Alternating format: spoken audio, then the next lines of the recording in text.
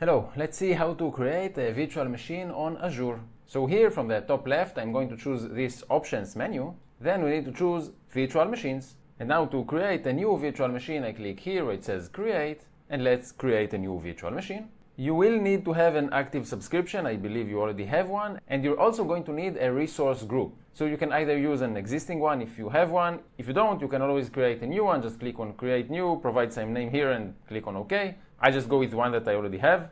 We then need to provide a name for the new virtual machine. For me, it will be a Windows 11 virtual machine, so I'm going to write here Win11 VM1.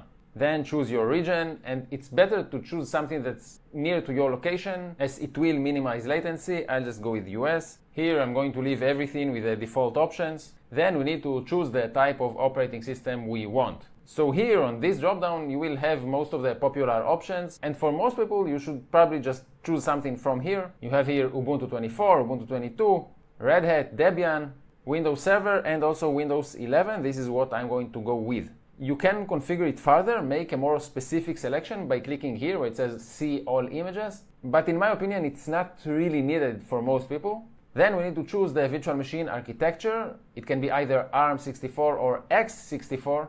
But for Windows 11, ARM isn't available anyway, so I'm just going to go with x64.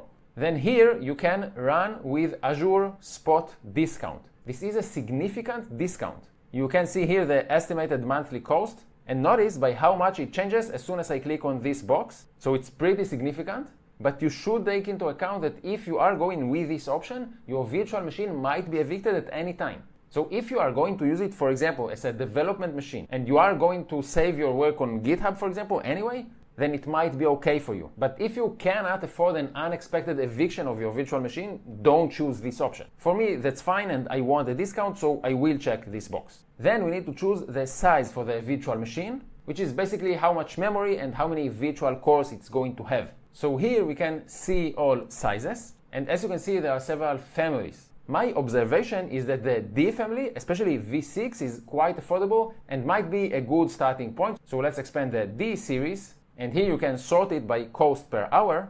And I want something with at least 8 gigs of RAM, so I'm going to go with this one. This is the cheapest option with 8 gigs of RAM, so this is what I'm going to select. So let's select this option. Then we need to move on. I need to provide the username. I'll just write my own name. Then we need to provide the password, and we need to retype it where it says confirm password. Then we need to choose which ports we want to open. So as you can see, by default, it's going to have this port open, which is required for remote desktop connections. And if, for example, you're going to have a development server on your virtual machine, you might also want to open port 80. But I'm not going to do that for this virtual machine. And since I chose Windows 11 as my operating system, I also have to check this box. Then I'm just going to click here where it says review and create. So it takes a few seconds. Then we get this screen. And this is the price per hour. But do take into account that on top of that, you're also going to pay for the disks and for the public IP that this virtual machine is probably going to have. So let me scroll down here.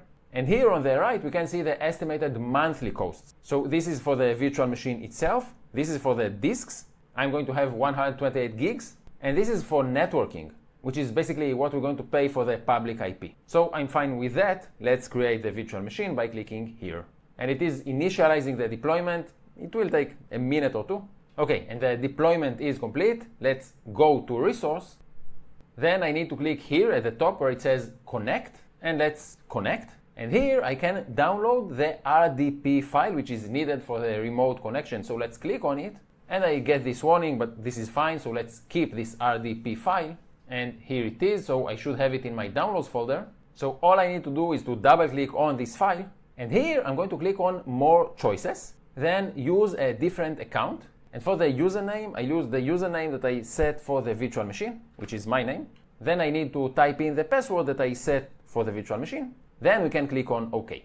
And we get another warning. Let's click on yes. And we're now connecting to the virtual machine. We need to choose our privacy settings. I just click on next and accept. And here we have it. The virtual machine is up and running, ready for use.